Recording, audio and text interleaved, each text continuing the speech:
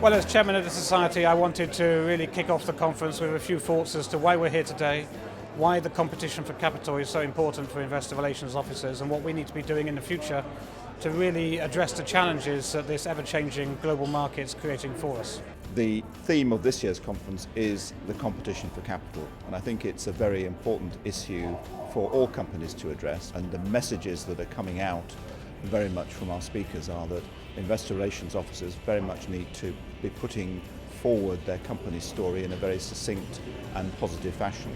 Well, I'm new to the investor relations team, so I'm hoping to learn as much as I can about the function and how to operate effectively. It's a really good opportunity for networking and meeting new clients and learn a little bit more about the industry and the society as well. I'm here to try and find out a bit more about what the speakers have to say about raising capital in the current environment, and the second one, pure and simple, is networking.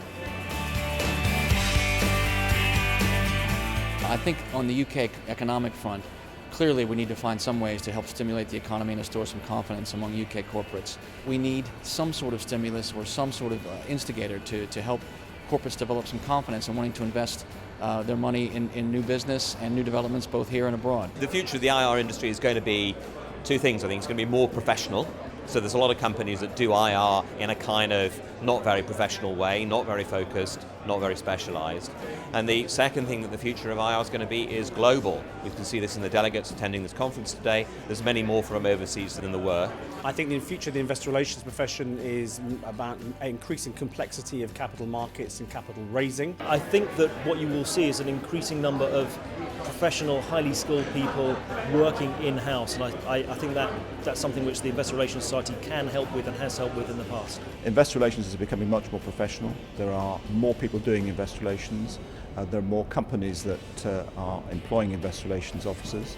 And in the current marketplace where the competition for capital is very severe, it's very important that companies understand the benefits of having good investor relations. I think we have seen a structural shift because there's other sources of capital available, whether it be private equity, and the cost of that capital varies as well versus being listed. That doesn't mean that the equity markets won't continue to be a very important part of UK capital raising and UK markets generally. But I do think we've seen a structural shift into alternative forms of capital and opportunities as well, though, for the UK market. I think for mid-sized companies and smaller companies who've been utterly dependent on bank financing, they need to now consider alternatives, diversifying their funding, and whether that's in the US, UK or European markets, consider other forms of debt.